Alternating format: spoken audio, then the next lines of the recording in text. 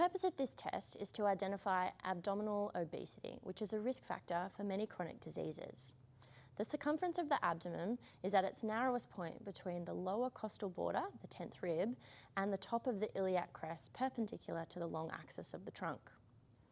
The way that we'll do the test is looping the tape around the participant's waist and holding the end of the tape measure in one hand while we secure the tape at perpendicular to the long axis of the body, and then we'll make sure that it intersects with the other end, pulling it flush against the shirt. You can move the tape up and down until you can visualize the narrowest point of the waist or the point between the lowest rib and the top of the iliac crest if the midpoint is not apparent.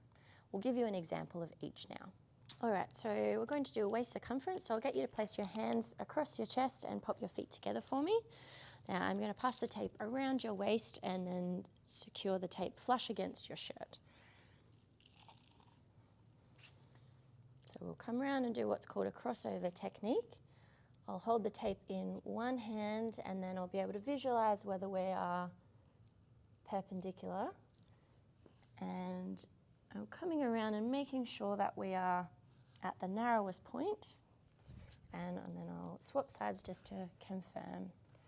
Now we want to have it nice and taut against the shirt, and we're taking the measure on a natural expiration, so it's best to just hold for a few moments as the participant will just naturally inhale and exhale, and then I take the measure there. Perfect.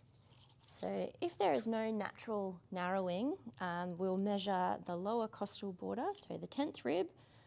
We'll find that, so just a gentle palpation, and then the top of the iliac crest. So sometimes you can roll your heel of your palm over it, and we're finding the top of it here. Then we'll measure between the 2 points, and then we will find the halfway. So that's where we will place our tape when we come around. So we're holding it there as we loop our tape, and then the measure is done the same way. And we still check that we're level, and then we can take the measure.